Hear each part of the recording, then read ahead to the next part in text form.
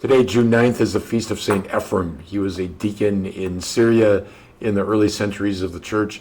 Is known for his music and for his love of the Psalms, and points us in the direction of the role of deacon, that it is both of service to the poor and the needy, as well as a liturgical role. So we see the deacon as the one who proclaims the word, proclaims the gospel, assists in the liturgy, assists at the altar, but thirdly, and very importantly, is it really an icon of Christ, the servant.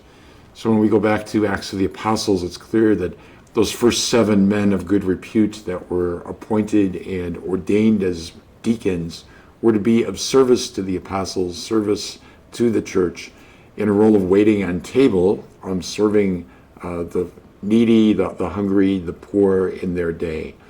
We think of St. Lawrence, who was a deacon in Rome during the persecutions, and when the emperor asked him to bring the treasures of the church to him, because the emperor wanted to despoil the church and take its treasure, Lawrence assembled all the poor, the blind, the lame, all the people that the church was attending to, and said, "Here's the treasure of the church."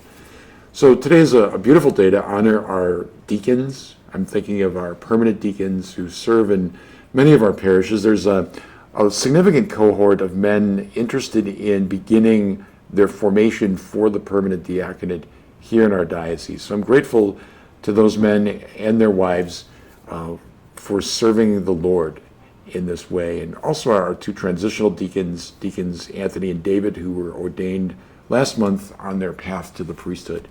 The diaconate reminds us that at the heart of the Christian gospel is service. We think of Jesus on his hands and knees, washing the feet of his apostles, doing the work of a slave, to show us that there's nothing beneath us in terms of embracing the humble, poor Christ who poured his life out for the sake of others. We're called to do the same, and today we just pray and give a shout out of love and gratitude and prayer to our deacons throughout the diocese.